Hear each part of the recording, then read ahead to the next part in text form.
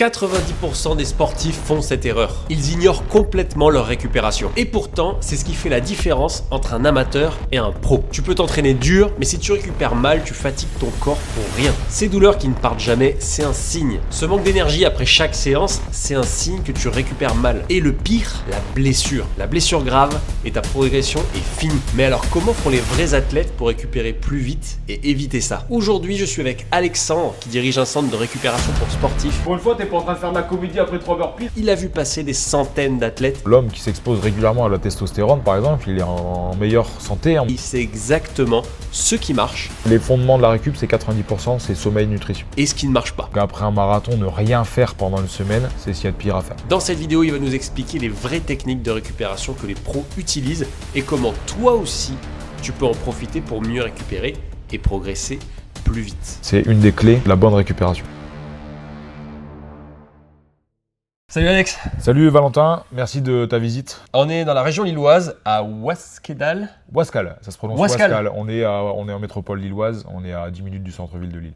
On est à Ouascal, on est dans ton centre de récupération, on est chez Optim Club. Exactement. ouais. Centre d'optimisation de la performance Exact, au que sens tu as large. fondé. Exactement, que j'ai fondé il y a une petite année.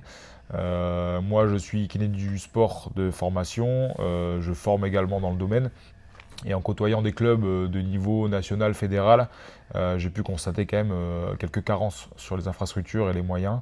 Et donc, la vision globale, c'est de proposer une infrastructure pro à des gens qui ne le sont pas tout à fait, mais qui s'entraînent comme tels, c'est-à-dire avec des gros volumes d'entraînement. Et on est capable de proposer, et c'est important, tant la dotation matérielle, donc notamment avec des bains froids, ou des boîtes de pressothérapie, des petits kits de mobilité, un sauna qui arrive à terme, mais surtout des compétences et du conseil. Parce que bien souvent, si on a un outil isolé qui n'est pas inclus dans une stratégie, ça ne fonctionne pas. Tu es kiné. Oui, tout à fait. Qu'est-ce qui t'a amené à monter Optim Club? C'est quoi ton parcours? Alors mon parcours, moi je suis kiné depuis un peu plus d'une dizaine d'années. J'ai très vite baigné dans le sport parce que pratiquant de rugby, de jiu-jitsu brésilien, de football il y a très longtemps, et j'ai été amené à collaborer avec des clubs de manière directe parfois. Et voilà, au fil des années, il y a eu aussi un besoin d'aller explorer d'autres pistes et d'établir un développement un petit peu plus horizontal et créer une infrastructure qui me ressemblait, c'est-à-dire être capable d'accueillir du monde avec toujours la qualité avant tout et mettre en avant les compétences de chacun. Aussi, avoir une entreprise quand on est professionnel de santé, ça peut paraître parfois mal perçu, mais aujourd'hui en France, c'est un constat, un kinésithérapeute conventionné prend 16,55 € par acte à peu près sur les actes traumato, dira-t-on. Et donc voilà, il y a aussi une volonté aussi de me développer et d'obtenir des revenus un peu plus libérateurs pour derrière me sécuriser et être capable de proposer encore plus de qualité. Donc je pense vraiment que ça va dans un sens de monter en compétence et en expérience et aussi de côtoyer du monde et des gens motivés, prêts à se mettre dans l'eau froide. Et donc souvent c'est quand même un beau marqueur de l'état d'esprit des clients. Et des fois j'ai vraiment décorrélé le statut de patient du statut de client. C'est vraiment deux choses différentes. J'ai des patients qui sont clients, j'ai beaucoup de clients qui ne sont pas patients, qui ne seront jamais. Et donc ça aussi, faire cette bascule-là, c'est hyper important. Et ça permet aussi aux sportifs de vraiment dissocier le service de santé du service d'accès pour des stratégies de récupération. Voilà. Alors justement, je demandais, la question est un peu large, mais en fait c'est quoi la récupération? À quoi ça sert pour un sportif? La récupération pour un sportif de tout niveau, c'est avant tout une stratégie. L'intérêt premier, ça va être d'être capable d'enchaîner les efforts aux intensités souhaitées. Donc c'est à mettre bien sûr dans une planification où je vais définir des objectifs. Donc par exemple, je sais pas moi, un handballeur, son objectif c'est d'être en play-off à la fin de saison. Un combattant MMA, il va avoir des objectifs un peu plus datés dans l'année. Donc on n'est pas sur une récurrence d'efforts comme les sports collectifs. Et des fois, j'ai aussi des athlètes en devenir qui commencent le sport sur le tard ou qui changent de discipline et qui se retrouvent à préparer des marathons, des Ironman, etc. Et donc là, on a plutôt une issue à quelques mois. Donc la récupération est là pour être capable d'enchaîner les entraînements. On le sait aujourd'hui, ça permet de tamponner un tant soit peu les effets un petit peu négatifs de l'entraînement. Il faut bien sûr pas galvauder les 90% de la récupération que sont le sommeil et la nutrition. Et les 10%, c'est mon point de vue, c'est à mon sens ce qui va faire la différence sur la performance. Et la performance, ça peut être pour un individu un petit peu lambda, sédentaire, de faire son premier 10 km et être capable d'aller bosser le lundi, et être capable d'enchaîner derrière sa vie de famille, ça c'est capital. Mais chez un athlète plutôt élite, ça va être à intégrer vraiment dans une démarche de performance et de victoire. Et ces deux choses sont tout à fait différentes. Moi, mon point de vue kiné, je pense qu'avant toute chose, avant de parler de développement des compétences, des capacités, il faut sécuriser les athlètes. Et sécuriser un athlète, c'est le rendre en capacité déjà de s'entraîner. Donc le gros intérêt, c'est d'être en capacité de s'entraîner le plus souvent possible. Pas forcément le plus fort possible, parce que ça, c'est pas mon job, mais être capable vraiment d'enchaîner cette récurrence et pour les sports collectifs notamment, cette exigence des calendriers. Aujourd'hui, un joueur de niveau national fédéral joue en fonction des disciplines entre 20 et 30-35 matchs annuels, ce qui est énorme sur une saison et sans avoir derrière l'arsenal thérapeutique et les équipes en place dans l'accompagnement. Ce sont souvent des profils qui à côté ont un métier et parfois une vie de famille, avec aussi des temps de route, le week-end, etc. Donc en termes de sommeil, on sait que ce n'est pas idéal. Voilà. Donc nous, on amène ce conseil et on amène aussi cette dotation matérielle qui peut être puissante lorsqu'elle est mise en place de façon intelligente. Voilà, simplement, et adaptée et individualisée. Parce que tu n'as pas les mêmes besoins que moi et je n'ai pas les mêmes besoins que toi. Et donc l'idée, c'est avant tout de faire un point, d'échanger, d'identifier éventuellement des problématiques et d'y répondre au mieux pour la tête. À partir de quel niveau sportif c'est intéressant d'intégrer la récupération? Est-ce que si je fais un footing dans la semaine, Oui. je peux intégrer la récupération? À partir du moment où tu en ressens le besoin et où tu zappes une journée de travail, un entraînement, une sortie entre copains, c'est que tu as des besoins en récupération post-effort. Tu zappes parce que tu as trop de courbatures? Par exemple, moi j'ai déjà vu dans ma casquette de kiné, j'ai une dame qui a fait une rando un week-end en famille, ils sont sortis 7 heures, je l'ai vue parce qu'elle avait une impossibilité à se déplacer tellement elle était courbaturée. Donc c'est-à-dire qu'à ce moment-là, je vais pouvoir y répondre et de manière la plus efficiente, donc mettre des moyens pour que ça se passe bien. Et ça en fait, ça ne doit pas arriver parce qu'on ne doit pas attendre d'être au plus mal pour prendre soin de soi. Déjà, ça c'est un premier thème. Mais aussi, nous on est ouvert à tous, que ce soit financièrement, parce qu'on a une gamme relativement accessible. Mais aussi, on peut mettre ces moyens-là pour tout athlète. Mais j'ai des besoins à partir du moment où je suis incapable d'enchaîner. Ou à partir du moment où mon activité physique, aussi peu intense soit-elle d'un point de vue extérieur, mais les évidences des uns ne sont pas celles des autres. Moi, j'ai collé plein de sujets où faire un 5 km, c'est vraiment un objectif annuel. J'ai d'autres patients, faire un 5 km, c'est frustrant, parce qu'ils ne transpirent même pas. Donc voilà, c'est aussi répondre à ces besoins-là. Ce qui va différer, c'est la fréquence et la récurrence, simplement. Donc un athlète, effectivement, qui court une fois par semaine, mais par contre, il y a du mal à récupérer entre ses efforts, je l'invite à venir peut-être une fois semaine ou une fois tous les 15 jours. Et en tout cas, s'exposer régulièrement, c'est aussi bénéficier, au même titre que l'entraînement, des effets positifs cumulés différés. Et donc, c'est bien d'expliquer ces stratégies-là. Des fois, on intervient sur des gens qui ont un peu malmené leur préparation, et donc on essaie de leur trouver une solution rapide pour que leur événement sportif se passe bien.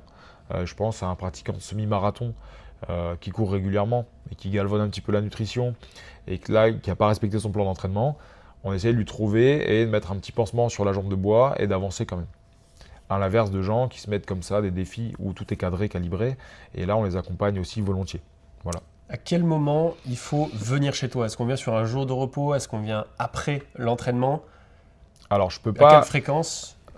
Alors c'est hyper intéressant cette question. En fait, j'ai pas la réponse parce que je peux pas te vendre de l'individualisation. En tout cas, te la promettre et la défendre, parce qu'à mon sens, ça me semble capital sur la prévention blessure, mais aussi sur les stratégies de récup. Et je t'intégrer dans un protocole. Et te dire, toi, il faut que tu viennes le dimanche matin à 9h. C'est impossible à calibrer. Donc, ça va dépendre aussi de ton planning pro. Ça dépend du temps que tu as pour manger le midi. Ça dépend de si tu as besoin de dormir. Si tu entraînes le soir, comme beaucoup, et je te fais venir le matin à 9h, peut-être que tu auras une petite dette de sommeil accumulée de ma faute. Donc, c'est vraiment, il n'y a pas de règle. J'ai des athlètes qui parfois ça leur permet quand même d'enchaîner. Par exemple dans le MMA, il y a traditionnellement les sparring, donc là où ça cogne un petit peu, ça a lieu le vendredi soir. Donc j'en ai beaucoup qui viennent un petit peu en préparation de ça. Si je reprends le sport co, avec des fréquences quand même de matchs quasiment tous les week-ends de l'année, on va dire scolaire, J'ai des athlètes qui viennent le lundi pour récupérer de leur match, et j'en ai qui viennent le jeudi pour être le plus frais possible en match et le plus performant possible. Donc il n'y a pas de règle parce que c'est individuel. On se base bien sûr sur la littérature scientifique qui nous dit qu'il y a quand même des délais incompressibles. Faire un bain froid, on peut jusqu'à 2 heures avant un événement sportif, ça passe sans problème. Et même ça peut doper un petit peu la performance par rapport à la sécrétion de certaines hormones. Ça a été le cas sur un Open de badminton récemment, où le vainqueur, en fait, il a fait un bain froid avant sa finale, et il s'est senti, pas pousser des ailes, mais il s'est senti quand même stimulé. Donc ça, c'est un réel intérêt, un réel impact. Mais il n'y a pas trop de règles établies. C'est aussi en fonction de l'habitude et la sensibilité du sujet. Quelqu'un qui subit mal les bottes, le fait de se déplacer ou se mettre dans l'eau froide, j'ai peu d'intérêt à le mettre avant un événement dans le bain froid. Et par contre, venir après pour essayer de penser un petit peu les plaies, pourquoi pas. Donc il n'y a pas de règle, ça va dépendre surtout du temps disponible, d'accord. On va essayer de le mettre au mieux pour l'athlète et on va essayer de le calibrer. Et aussi, des fois à l'usage, on se rend compte que en fonction de la sensibilité de l'athlète, il va être mieux le matin, il va être mieux le soir, il va moins subir, il va être plus enclin à venir et être disposé à prendre soin de soi. Donc ça dépend aussi de la culture du sport. Un rugbyman semi-pro ou pro, le mercredi, il est off. Donc traditionnellement, ils font leur récup le mercredi. Les sports qui laissent des traces, sport de combat, sport de contact, je pense au handball, je pense au rugby, le lundi c'est toujours bien quand même de venir tamponner un petit peu ça. Et aussi la force qu'on a chez Optim Club, c'est que les intervenants sont des professionnels du sport et de la santé. Et donc aussi avec le réseau médical qui par essence en fait est déjà en place. Donc l'athlète qui vient comme ça le lundi, on commence nous à mettre en place des stratégies, on fait du monitoring d'athlètes. Donc on essaie de voir avec eux et très tôt, s'il y a une alerte sur le week-end, ils vont être encadrés avec un médecin du sport le mardi, le mercredi et le staff aura la réponse et le joueur aura la réponse. Et en fonction ensuite de la stratégie qui est épousée, donc de la programmation de l'athlète qui elle en fait vient séquencer comme ça ma planification, mes objectifs, on va peut-être le voir 2 fois cette semaine-là. Et derrière on a aussi en option le check-up kiné. On peut mettre à disposition un ostéopathe, on a des masseurs sportifs qui viennent, on a tout un champ de compétences, on a un partenaire qui est préparateur mental aussi.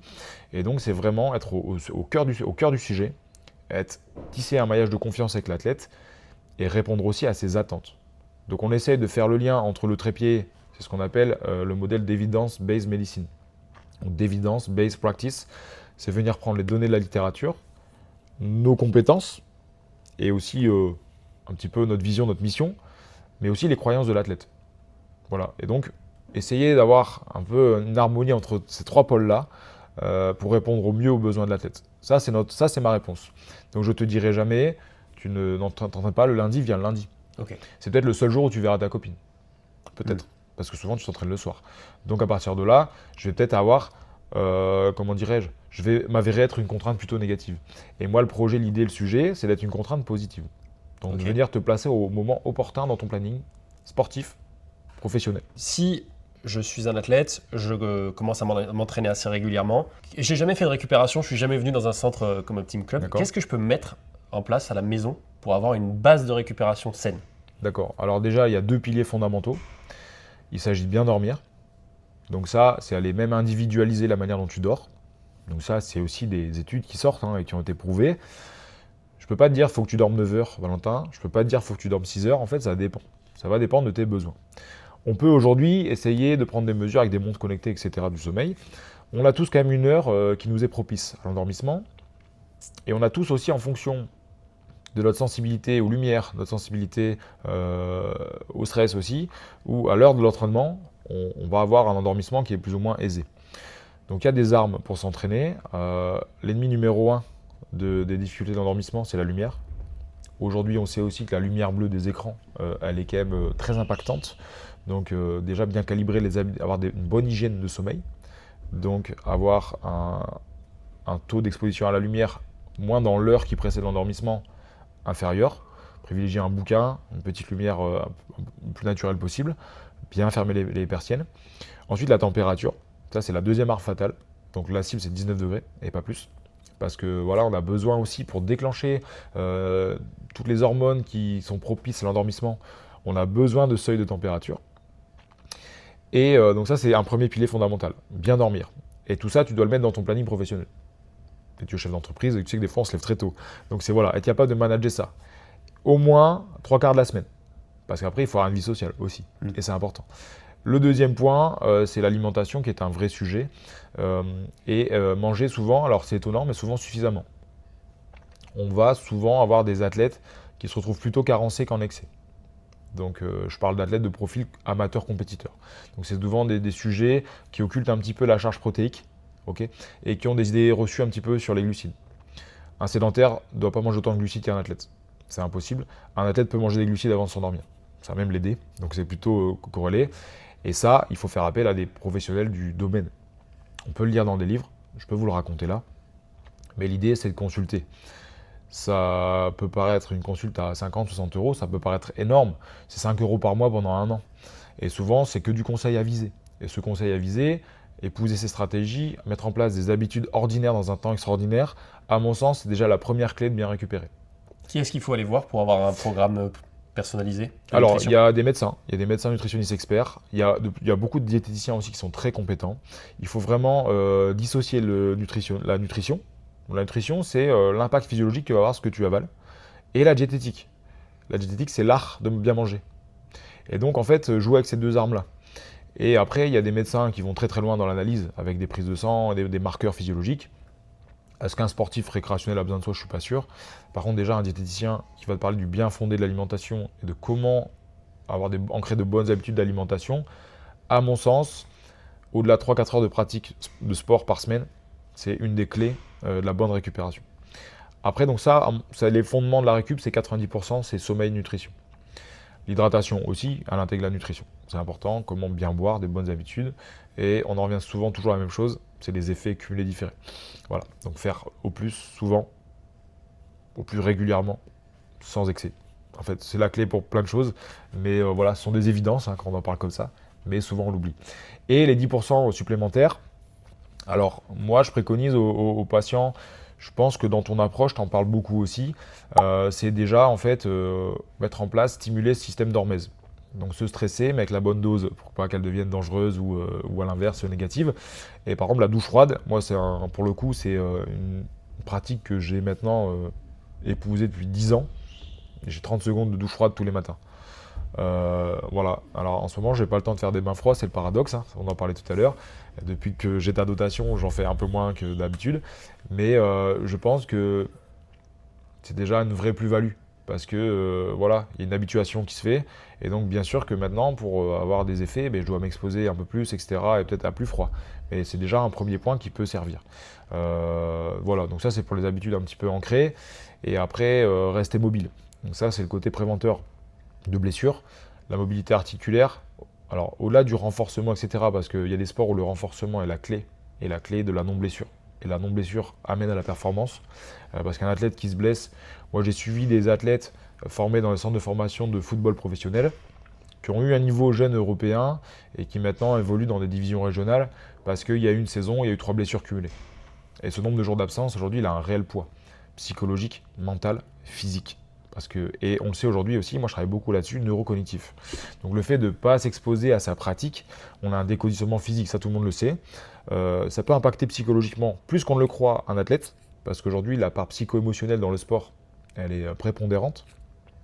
Et on sait que le cerveau se déconditionne aussi. Et donc moi j'utilise souvent l'image, parce qu'il faut amener une grande variabilité dans l'entraînement, c'est important. Il y a l'image de faire la même route tous les jours, pour aller au même endroit.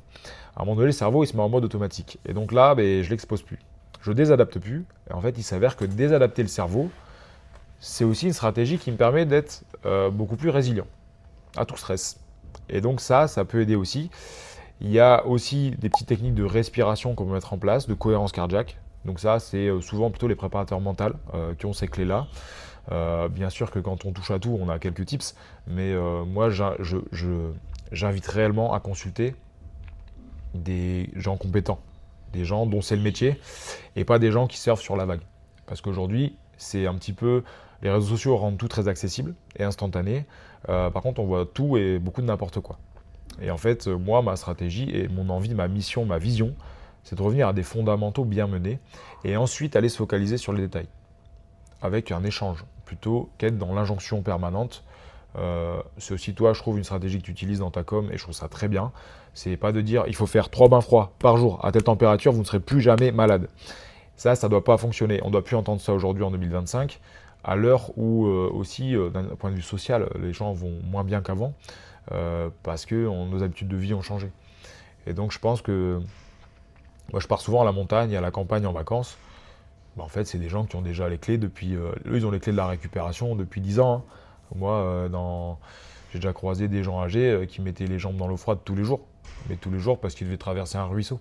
Et en fait, voilà, s'exposer à des phénomènes un peu déjà présents dans la nature, revenir à de la lumière, mais saine, le jour, quand le jour se lève, c'est des bonnes habitudes qu'on doit ancrer. Voilà. Mais la conclusion de ma réponse, ce sera de mettre des habitudes ordinaires et peu coûteuses en temps, en énergie, dans un temps extraordinaire. C'est déjà une des clés de la performance, à mon sens, et du bien-être, parce qu'on ne peut pas dissocier les deux. Il y a des athlètes aujourd'hui performants qui vont très mal, et souvent ils ne sont pas performants sur le long terme. Et à l'inverse, il y a des athlètes qui vont bien à leur pompe, et qui sont très réguliers et récurrents. Alors, je vais faire un petit cas d'étude. Admettons, je suis handballeur. Ok. Je fais à peu près 4 séances par semaine, plus j'ai mes matchs le week-end.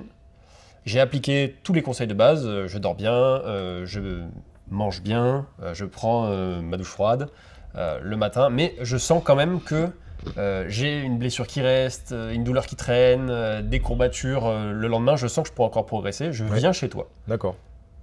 Qu'est-ce qui se passe? Ok. Alors déjà, on va te recevoir avec plaisir, avec le sourire, parce que ça, c'est aussi important. Parce que ici, dans le lieu, on veut, et moi, c'est un peu mon essence, je veux créer une ambiance vestiaire. Je veux créer une ambiance club. C'est aussi de là qu'est venu le nom Optim Club. Je veux que les athlètes se sentent comme à la maison, ou presque. Donc c'est un premier point, tu seras bien accueilli. Ensuite, on va ensemble essayer d'identifier la problématique. Parce qu'une blessure récurrente chez un athlète, la même blessure, le même profil du même âge, n'aura sûrement pas la même cause. C'est la chance que j'ai d'être kinésithérapeute du sport, c'est que ce raisonnement clinique, je l'applique maintenant aujourd'hui à ma société commerciale, c'est-à-dire avoir un réel raisonnement clinique avec toi. Donc on va aller regarder ta charge de travail hebdomadaire. On va, alors moi ça je le propose en option, mais j'ai aussi la casquette de kinésithérapeute du sport, où on intègre de la préparation physique, mais on va te faire un bilan complet. Donc on propose ces bilans-là. Souvent les athlètes sont très réceptifs, d'accord, parce que compenser, tricher sur une jambe qui te fait mal, c'est finalement apprendre à tricher. Et donc l'idée aussi, c'est de dire, voilà, est-ce que la problématique, elle vient pas d'un déficit de force opposé? Est-ce que la problématique ne vient pas de ton épaule? Tu es handballeur, c'est ton bras tireur, tu as une jambe qui est en surcharge, alors est-ce que ça vient pas de là? Donc déjà, c'est éventuellement, si tu viens uniquement pour de la récupération sportive, c'est exclure des pathologies du sportif, des athléopathies, on appelle ça. Donc ça, c'est la compétence qu'on vend aussi, parce que ça, c'est important. Ensuite, on va parler de toi. Tu es marié, est-ce que tu as des enfants? Quel âge ont tes enfants? Je suis marié, j'ai 2 enfants en bas âge et D'accord. mon métier c'est pompier. D'accord. Donc j'ai 3 gardes de 24 heures, lundi, mercredi, dimanche. Ok. Donc déjà, on ne va pas pouvoir exclure ton métier. C'est impossible. C'est très aléatoire. Je côtoie un petit peu les pompiers. Je sais qu'il peut y avoir des gardes où c'est très calme. Il y a un départ, 2 départs. Je sais qu'il y a des gardes où on ne ferme pas l'œil. Après, ma question, ça va être, est-ce que tu arrives à récupérer un petit peu ta dette de sommeil après tes gardes? Donc en fonction de ta réponse, voilà, on va déjà essayer de trouver des tips. Et si je n'ai pas la réponse, je vais t'orienter vers un médecin du sport qui a une grosse appétence et une compétence dans le sommeil, dans la gestion du sommeil. C'est souvent des médecins des armées d'ailleurs qui interviennent sur ce sujet-là, parce que dans l'armée et dans l'opérationnel, c'est une vraie problématique. Est-ce que je peux avoir un soldat au front qui ne s'expose pas et qui ne se met pas en danger et qui ne met pas ses camarades en danger parce qu'il est fatigué? Donc comment on va apprendre comme ça à dormir et à gérer le sommeil? Donc des petits conseils sur les siestes, la nature des siestes, à quel moment on les place et quelle durée on y met. Voilà, donc ça c'est le deuxième point. Ta vie de famille c'est pareil, c'est quand même la clé et c'est fondamental que tu sois bien chez toi. D'accord, donc ça on va faire le point. Bon, on ne répondra pas face caméra, mais comment ça se passe avec ta femme? Est-ce que vous arrivez à gérer les enfants? Comment tu évalues ta relation avec tes enfants, etc. Et surtout, comment toi tu as envie d'évoluer avec ta famille? Tout se passe bien, nickel, ok. Tu as une vie de famille, un cadre qui est positif. Tu me dis à l'inverse, c'est un peu compliqué, je vais t'inviter à avoir un pro de la psychologie ou même de la com ou même un prépa mental et avec qui tu vas définir, et c'est un outil qui marche très bien, c'est définir un triple projet, pro, perso, sportif. Déjà, on va gérer ça. Donc voilà, on va dire on a exclu Tu m'as dit, bah, ok, on fait le bilan, machin, on se prend rendez-vous. J'ai un peu de temps, je peux te voir maintenant, ça prend 1 heure. On fait déjà un bilan de force, on fait des mesures pliométriques et on fait des mesures cognitives aussi. Tout va bien, tu es vraiment un bel athlète, etc. Et donc là, on va parler nutrition. Bah, effectivement, tu me dis, je fais attention, j'ai la bonne dose, je suis déjà suivi. C'est top, continue, c'est vraiment bien. Donc là, effectivement, moi, je vais pouvoir t'apporter parce que sur les 90% qui sont fondamentales, tu fais déjà le taf. Et tout est en place. Donc ça va plutôt bien et ça, c'est royal. Et moi, je vais t'amener les 10% qui vont effectivement te permettre de t'entraîner toujours 4 fois semaine, mais d'arriver frais et dispo le week-end. Donc tes gardes, c'est un système de roulement, de rotation. Qu'est-ce qui t'intéresse? Tu préfères venir juste après ta garde? Tu préfères venir un jour où tu travailles pas du tout? Et après, tu vas me dire, bah ouais, moi j'aime bien. Voilà, on va aller essayer de creuser et de chercher un petit peu tes attentes et tes croyances aussi. Parce qu'on va essayer de faire en sorte d'épouser tes croyances pour que tu te sentes bien, pour que tu te sentes sécurisé. Ça, c'est hyper important, c'est la clé. Et donc, face à ça, je vais te proposer, moi, un accès ici à la structure où tu as tout un circuit d'outils qu'on va mettre dans une stratégie globale. D'accord? Il n'y a pas trop de règles sur l'enchaînement des ateliers, parce que quand on reçoit un groupe ou un indiv, bon, on doit forcément s'adapter. Mais bien souvent, par essence, moi, les athlètes ils me demandent d'abord de s'immerger, de faire l'immersion en eau froide. Je pense qu'il y a un petit levier mental à abattre d'emblée. Et donc, c'est aussi de ce point de vue-là. Donc, souvent, ils se mettent dans le bain froid. Donc là, on travaille, on donne des petits tips sur la respiration, etc. pour essayer d'être en cohérence avec l'immersion en eau froide. Mais Givré, si vous n'avez pas encore fait, je crois que c'est le moment de vous abonner. Hein. Sur le timing, sur le tempo et surtout, pas d'ego dans le bain. Là, il n'y a pas d'ego, hein, c'est pas un concours. Tu t'immerges que les jambes si tu n'arrives pas à mettre plus. Souvent, à l'usage, je ne sais pas ce que dit la science, mais c'est très paradoxal. Les gens qui mettent que les jambes ont beaucoup plus froid. Je pense qu'il y a un asynchronisme entre le haut et le bas que le cerveau et le cœur n'aiment pas. Donc voilà, souvent, on y va quand même progressivement. Et surtout, moi, ce que je leur explique, c'est que venir une fois, c'est bien, ils vont avoir un effet immédiat, ils vont prendre un shoot dans l'eau froide, etc. Mais c'est vraiment dans une certaine forme de récurrence qui a un réel impact. Je ne veux pas que moi, mes athlètes, ne perçoivent que le bénéfice perçu d'un outil, d'un spa. Moi, je veux que les athlètes ils comprennent que venir régulièrement permet de s'adapter au mieux, s'adapter au froid, s'adapter à la compression, etc. Donc c'est vraiment, donc ça, on parle de stratégie. Et là, on va regarder le planning, le calendrier, ensemble. Donc voilà, on en revient au circuit. Donc d'abord l'immersion en eau froide, avec les conseils bien sûr. Tu fais ton immersion, on épouse la règle de 1 minute par degré, parce que c'est très simple. Certains me demandent un petit bonus de 2, ok, mais pas trop de concours, hein, ça c'est déjà vu. Et à l'inverse, les gens qui ne supportent pas, s'il reste 30 secondes, bah voilà, ils ressortent. S'ils sentent, ils y retournent. Et différemment, on essaye. Après, il y a aussi des gens, ils ont besoin d'y aller progressivement. Il y en a d'autres, ils se jettent dedans. Et ça, il n'y a pas de règle. Moi, je veux que l'athlète, il soit quand même, il se mette dans l'inconfort un petit peu, mais sans se mettre en danger. Voilà, donc on essaie de manœuvrer ça. Ensuite, on se met au sec. Tu as le droit à ta petite boisson chaude si tu en as le besoin. Il y a du thé, il y a du café. On est chauffé, hein, bien sûr. Et si tu as des difficultés à te réchauffer, on va faire ensemble des petits ateliers de squat, de horseman, hein, que tu connais, pour essayer quand même de raviver un petit peu l'effet, le vasopump, le doper un petit peu. Suite à ça, au sec, je vais t'installer sur les bottes de presso, souvent. Donc ça, c'est de la compression, c'est des compartiments en fait, qui gonflent un à un. On utilise essentiellement le mode en fait, qui gonfle du pied vers la hanche. Donc surtout, on appelle ça le distal vers le proximal. C'est un peu la logique du retour veineux, finalement.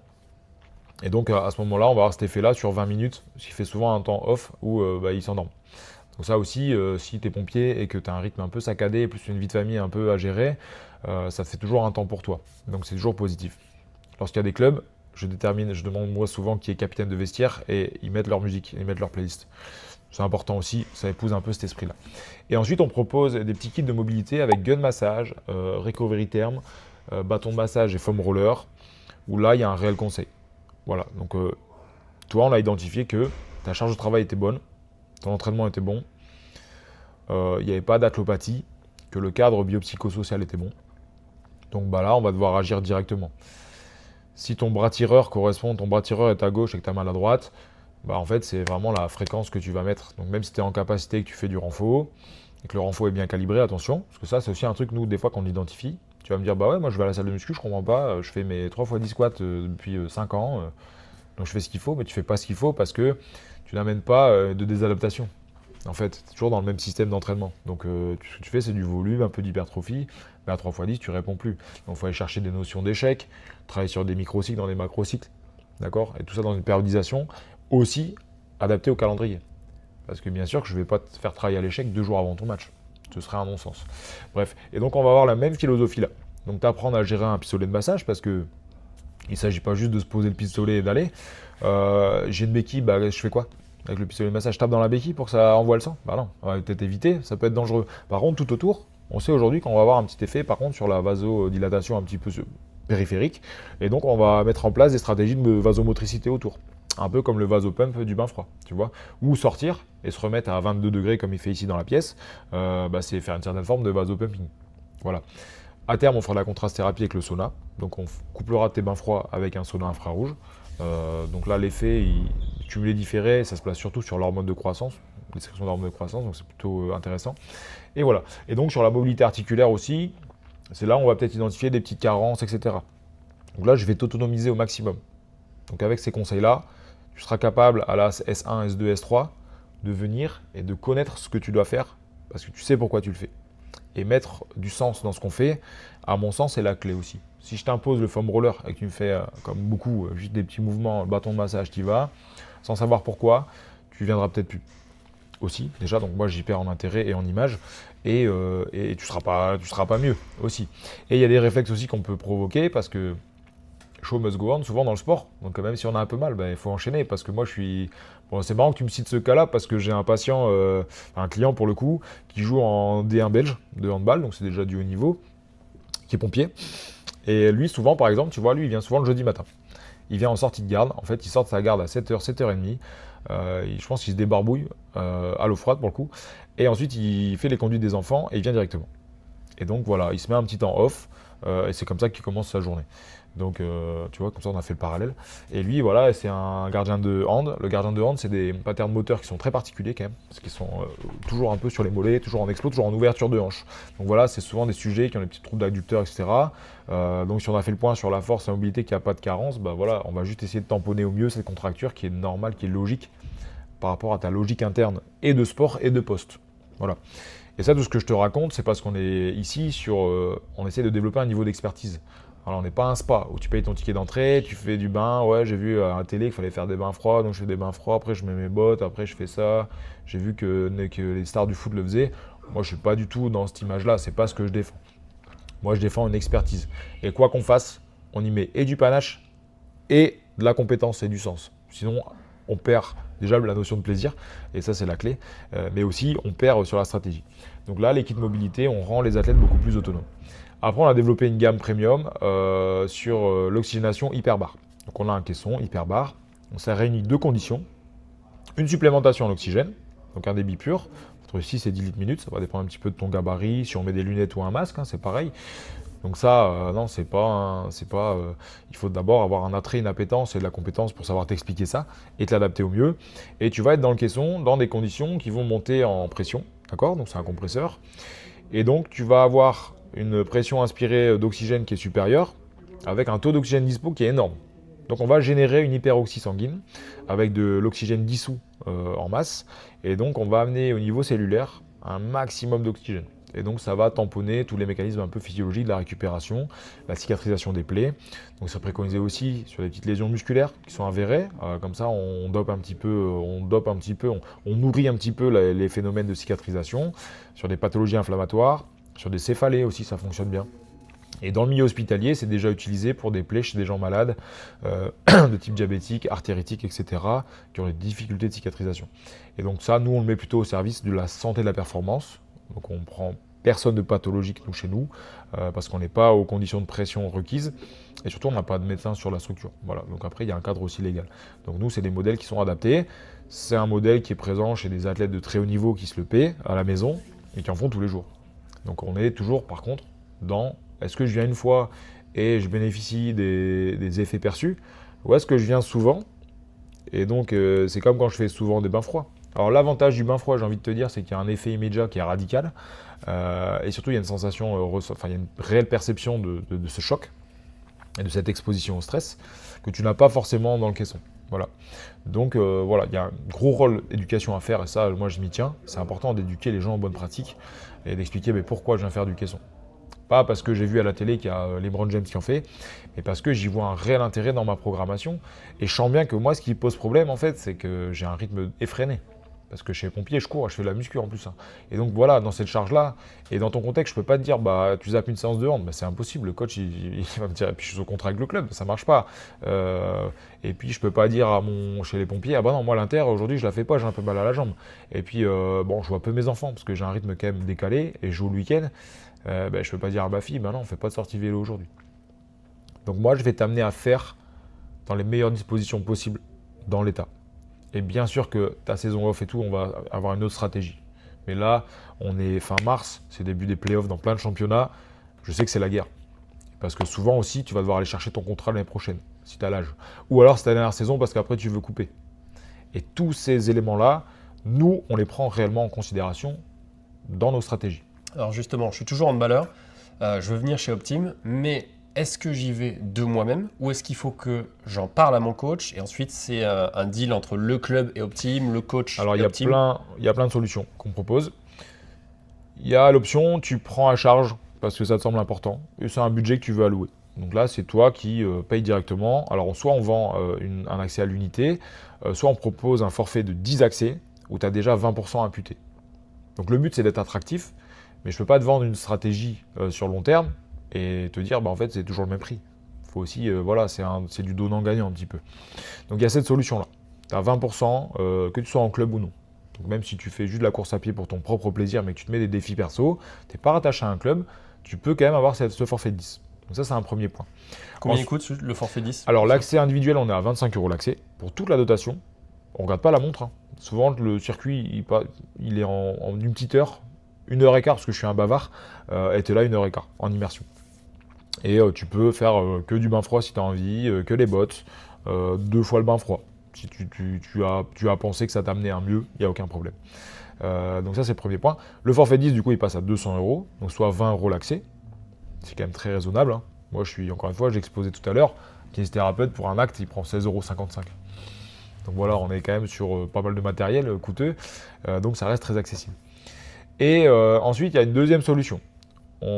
Effectivement, on fait le lien avec le club, et là, le club devient club partenaire. Donc tout ce que ça va impliquer, c'est que moi, je puisse mettre simplement le logo du club sur mon site, qu'on s'engage tous les deux à communiquer régulièrement sur les réseaux sociaux, parce qu'aujourd'hui, on ne peut pas s'en passer. Et là, tu vas direct avoir en fait le prix d'accès groupe, tu vas l'avoir toi en individuel. Donc là, typiquement, pour un sport co, tu vas passer à 15 € l'accès unitaire et 120 € le forfait. Donc là, on est déjà à 12 € l'accès. Ensuite, la troisième solution, c'est le club ou un de ses sponsors souhaite prendre en charge cette partie-là pour les joueurs, pour les sécuriser. Moi, ma dynamique, parce que je côtoie pas mal de directeurs sportifs et de présidents de club, le président, il ne va pas connaître toutes ces solutions-là parce qu'il est rarement du milieu. Le président, il va regarder le résultat et l'instantanéité du résultat. Donc là, moi, mon argument clé pour un administratif de club, c'est de dire en fait, ce qui coûte cher, est-ce que c'est le joueur que je vais chercher et que je paye cher, ou est-ce que c'est l'ensemble des joueurs que je paie mais qui ne sont pas disponibles parce que blessés? Souvent, ça fait mouche. Et on propose comme ça des accès forfaitaires pour toute l'équipe sur des créneaux qui sont privatisés. Donc on a déjà accueilli des clubs de hand, de foot, de rugby de haut niveau, où on est passé ici jusqu'à 20 personnes. Et 20 personnes, on a 2 bains froids, on a un sauna de place qu'on aura installé d'ici quelques semaines. On a 5 à 7 jeux de bottes de presso et des kits de mobilité, on en a 5 à 10. Voilà. Donc ça, c'est nos stratégies. Le devis est fait en fonction de la récurrence. Donc ça, en vrai, c'est les clubs. C'est bien souvent les sponsors qui prennent à charge, mais j'ai des clubs quand même qui viennent et qui prennent en charge la séance. Alors soit c'est en accès unitaire, donc ça dépend de l'effectif. Soit il y a une récurrence, on cale ça 10 fois dans l'année. On est bimensuel, on est mensuel, on est hebdomadaire. Ça dépend des moyens mis en œuvre. Et ça, moi, je ne peux pas insister, je peux juste proposer des solutions. Et ensuite, il y a les options. Donc en option, on a aussi tout prévu pour les clubs. On a un vidéoprojecteur, on a un écran, on a 30 chaises. Donc on peut aussi faire une petite séance pour les sports co notamment, une petite séance un peu technique, un peu de séance d'analyse vidéo, on appelle ça. Et on est implanté dans une box de Fit Club, donc, qui s'appelle LBL Fit Club. Et chez LBL, on a un plateau de plus de 300 mètres carrés en bas. Donc on peut accueillir un effectif complet, où on a aussi en fait un forfait horaire qui s'applique. Et on peut même fournir un animateur, un coach, un préparateur physique à l'ensemble de l'équipe. Voilà, 7 jours sur 7, matin, soir, en fonction des horaires et de l'affluence.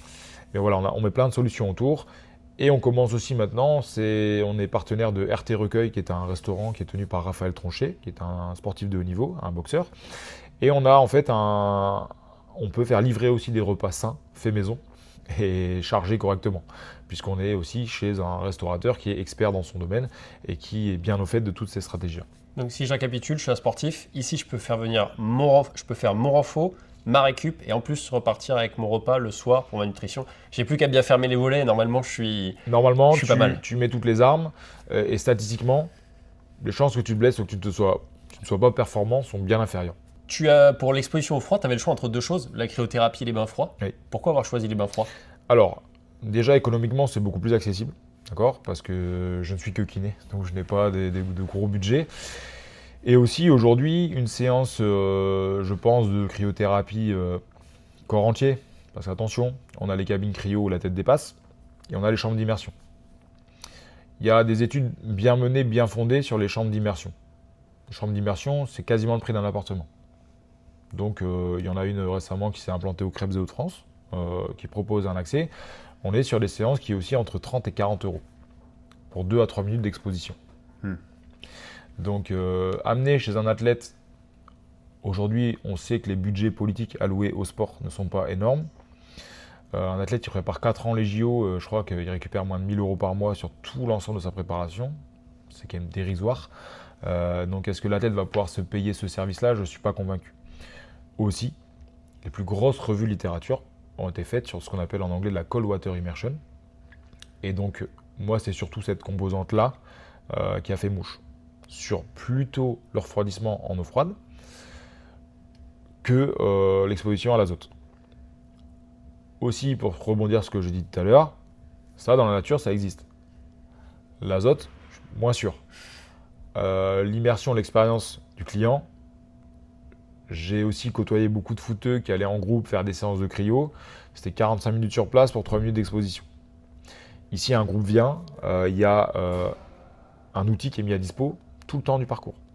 Pendant 1 heure, t'arrêtes pas. Pendant 1 heure, tu es toujours soit en eau froide, soit avec les bottes, soit sur le kit mobilité. Et j'ai quelques clubs qui viennent aussi avec leur kiné. Et nous, on met les tables à dispo.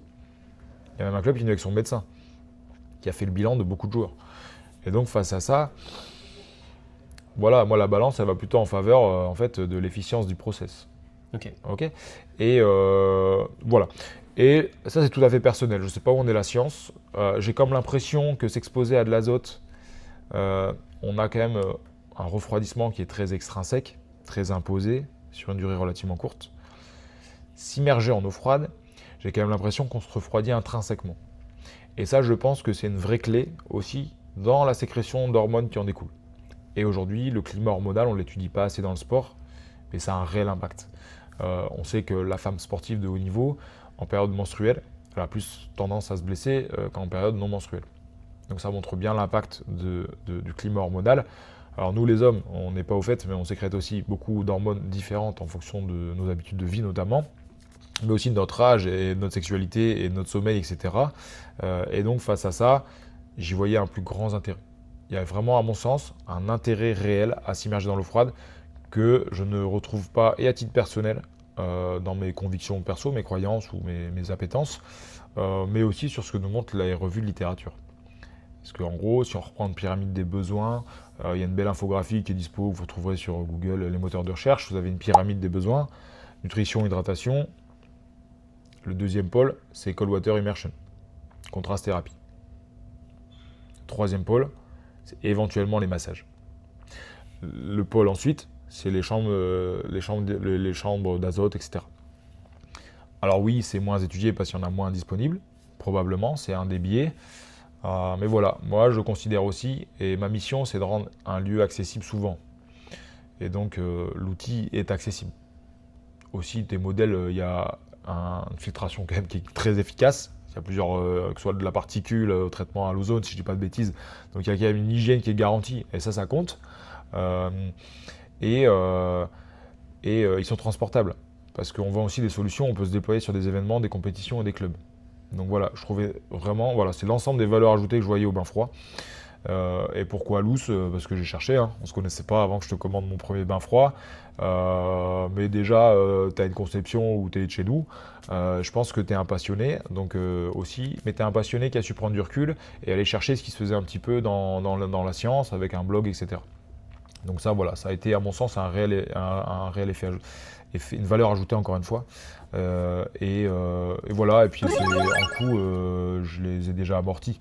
Donc je vais pas te dire que c'est cher, ce serait Au mentir. bout de 1 an d'activité? Alors on est en mars, il y a un an je créais mes statuts. Je venais de créer mes statuts, c'était pas encore publié. Donc j'ai réellement ouvert au 1er juillet. Donc en 8 mois d'activité. En 8 mois d'activité. Voilà. Ok. Donc avec ma casquette de kinésithérapeute qui fait un petit peu tout en ce moment, mais qui n'est pas expert sur la com, donc je pense qu'on aurait pu encore aller plus loin dans le process. Je reviens sur la partie scientifique. Tu vas installer un sauna pour faire donc de la thérapie de contraste entre le bain froid et le sauna. Exactement. Il y a la littérature que j'ai lue sur le sujet, et du coup je te demande de me compléter, c'est que ça booste l'hormone de croissance. Exact. C'est ça? Oui. J'ai vu des chiffres assez incroyables, x 16. C'est ça. Est-ce que tu en sais un peu plus là-dessus? Alors j'ai pas. Et quel est l'intérêt de booster l'hormone de croissance? Alors l'hormone de croissance, elle a un gros intérêt sur la cicatrisation des tissus, sur le développement de la masse musculaire, et sur le développement de l'acuité neuro aussi, hein. On a besoin d'hormones de croissance et on sait aujourd'hui que l'homme qui s'expose régulièrement à la testostérone, par exemple, il est en meilleure santé, en meilleur état de vigilance, en meilleur état d'éveil, il se blesse moins et il progresse plus. Donc déjà, l'intérêt, il est là. Ensuite, c'est très étudié aussi. C'est-à-dire qu'on a un recul là-dessus. Hormone de croissance et testostérone, c'est la même chose? La testostérone fait partie de la famille des hormones de croissance. Okay. Voilà, on a la somatotropine, voilà, il y en a plein. On peut faire un cours de physio de l'effort ou de physiologie tout court. Mais oui, ces hormones-là de croissance sont assez puissantes, plus qu'on ne le croit. Et on serait beaucoup plus hormonodépendant que ce qu'on pense. Parce qu'on pense beaucoup au ressenti, à la perception. On ne ressent pas une hormone. Et notamment, on a des cycles quotidien et des fois manger la bonne chose au bon moment, j'épouse un petit peu plus, je suis plus en adéquation avec mon cycle hormonal du moment. Et donc pareil, dézoomer l'heure, la journée, la semaine, le mois et les années. Parce que je regrette pas la même chose qu'il y a 10 ans. Hein. Et ça, tout le monde le sait. Et donc face à ça, voilà, on peut essayer d'amener un petit surplus, un petit ajout légal aussi, hein, parce que ça compte. Et oui, malheureusement, si des athlètes s'injectent des stéroïdes ou de la testo, mais c'est pas pour rien.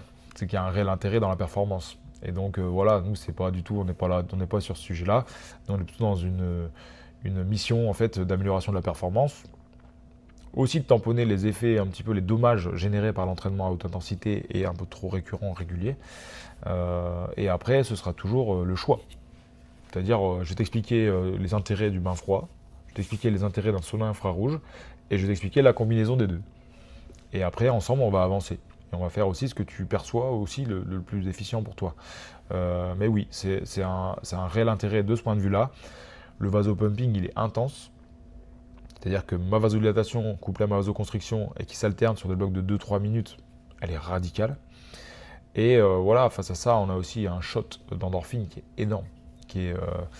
J'ai pas exactement, je connais un peu les taux pour le bain froid.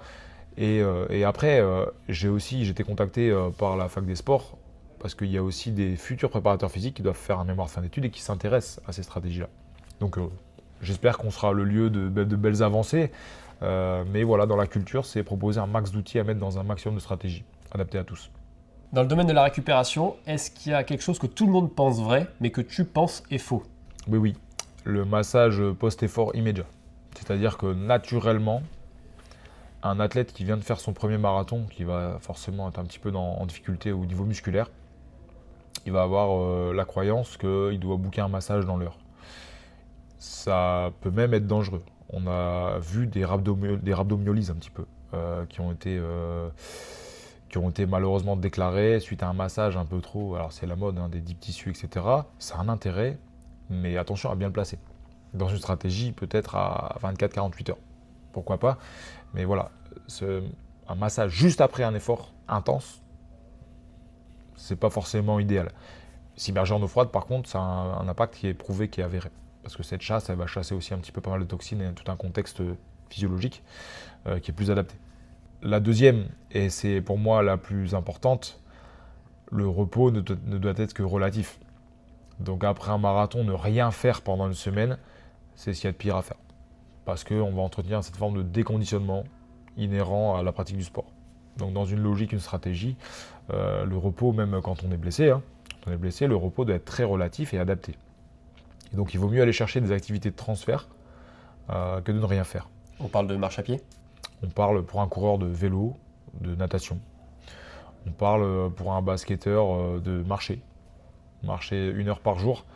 Alors bon, il y a des citations sympas, mais c'est Ernesto Che Guevara. On ne rentre pas dans le débat politique, mais qui a été un homme quand même influent dans ce monde, qui disait que marcher 1 heure par jour, ça raffermit le corps et ça affûte les esprits aussi. Donc marcher par exemple, ou en tout cas venir faire une activité à basse intensité. Ça c'est une vraie clé de la récup active, mais moi mon ennemi intime c'est le rien faire, parce que le rien faire ça ne fonctionne pas. Et aussi on peut travailler cognitivement sur la récupération aussi, parce que j'ai habitué à mon cerveau à réagir, etc. Et donc voilà, mettre tous ces outils bout à bout, c'est la réelle clé. Mais se dire je ne fais rien pendant 3 jours, ça marche pas. Il vaut mieux faire une activité aussi infime soit-elle, même se promener avec ses enfants avec les jambes lourdes, ça va avoir un effet beaucoup plus bénéfique que de rester allongé dans le canapé 3 jours. Voilà. Donc, et après aussi, c'est à l'inverse, c'est être raisonnable. Donc moi j'ai eu un formateur en nutrition que je ne citerai pas par respect, j'ai adoré son approche. Et malheureusement lui, c'est un ultra-trailer qui est habitué à enchaîner les efforts de plus de 100 bornes. Donc après un ultra-trail le dimanche, il a fait avec un pote un WOD de CrossFit le lundi. Et il a déclenché une rhabdomyolyse, des complications, etc. Donc c'est toute proportion gardée. Et ça, pour le savoir, il faut se faire encadrer. Sinon ça ne fonctionne pas. Du coup, si vous êtes dans la région lilloise et que vous voulez améliorer votre récupération, vous pouvez aller chez Optim Club. Il y a le lien dans la description de la vidéo. Et si vous voulez vous équiper comme Alexandre de Bafroilotte, il y a aussi le lien dans la vidéo. À bientôt les givrés. Merci.